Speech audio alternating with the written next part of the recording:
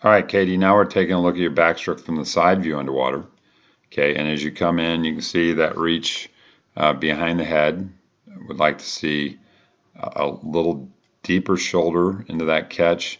And what happens is, because you're reaching back behind the head and kind of sweeping, you can see as you go to catch water, the pitch of your hand is toward the bottom. And I see that on everyone who's late with the rotation. And then from the hand to the elbow, you can see you're dropping that elbow. We want to see from that shoulder is a higher elbow, and then we want to see that bend kind of the opposite direction into that forearm and then the hand and as a catch position here already instead of kind of trailing. And what happens is now from here you're pulling water kind of downward, holding on to that air as well. And instead of you're pulling yourself up in the water, instead of it should be straight up and down. That thumb should be there, pinky there, and you should be pulling the water back towards your hips and back towards your feet. And instead, you're kind of pulling it to the bottom of the pool. And that always happens when the rotation happens a little bit too late. Then the hand is it gets kind of contorted down towards the bottom. It's the only way to get the hand back towards your shoulder. And you drop that elbow a little too much. And then here you get in a good position. But again, it's just really distorted from this side view because of all this air that is hanging on to your hand, and you're pulling it down and through your entire stroke.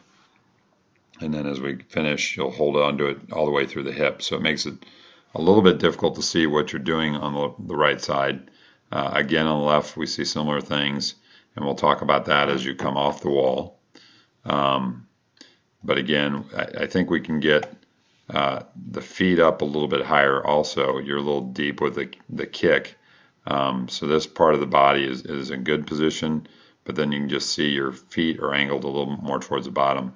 I like to see them a little closer to the surface of the water, so bring that kick up a little higher in the water. And I know we changed the head position a little bit, but that's still a little deep on that side. And then as we come down and through, you can just see, even at this point, the hand should be with the thumb here and the hand straight here. You can see the thumb's out in front and the hand's turned that direction. So we want it a little bit more vertical at that point. It'll catch more water, but it's also pushing the water back toward your feet, which is going to give you more thrust going forward. The finish of the hand's in a good place. Just below the hip, you finish downward and thrust that hand in a good position to recover out of the water. It can recover quickly.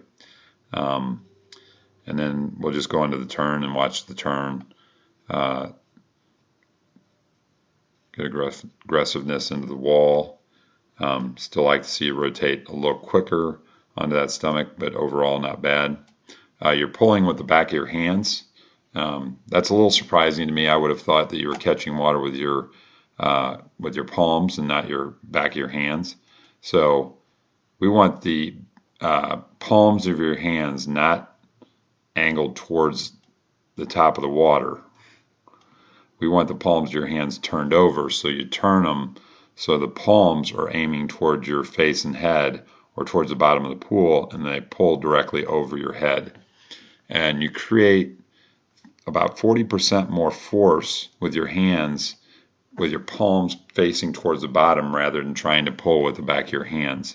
So it's a much better position to create that rotation on the turn, create a lot more power with your hands to really try to rip those hips over into that wall. And as you get to the wall, you do a nice job of getting the feet up high on the wall, good position of the knees and the feet down through your streamline. Hands are crossed over, like to see them, not crossed, but in line a little bit more as you go to push off into your streamline. But as you push off the wall, you get them together really well. This push off, that's great depth on your push off, so you do a really good job.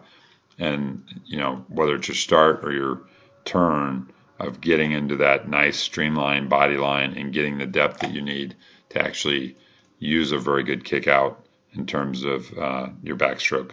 And then good position, you wait well past the body length to get that kick started. And then as you start the kick, the one thing that was surprising to me is the separation of the feet when I'm watching from below. So you have one foot that's a little bit ahead in the kick.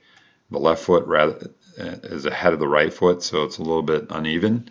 We want that to be more even, so the feet don't need to be touching. They don't need to be together. They just need to be in the same plane as far as kicking in the same position and driving the feet together. We don't need one leading the other. The other thing I was a little surprised about is this is the position you want to have on your kick out with the arms from the chest through the arms, that streamlined position. And as you're kicking out, as you'll notice here, you move the arms into that dolphin kick as well. And we don't want to use our arms, that, as you see that line and you see the angle of the arms here, we don't want to see your arms going up and down as you're kicking out. Okay, you can move the hands, tilt the hands up to get yourself up towards the surface, but we don't want to create the dolphin kick from the arms. We want that to be very motionless, very stationary as we're kicking out. And then again, on the left side, you can see your hand is catching the water and it's turning towards the bottom of the pool. And what I hope to do is do a comparison between you and another athlete so you can see as they're catching water that they're not allowing that hand to turn towards the bottom.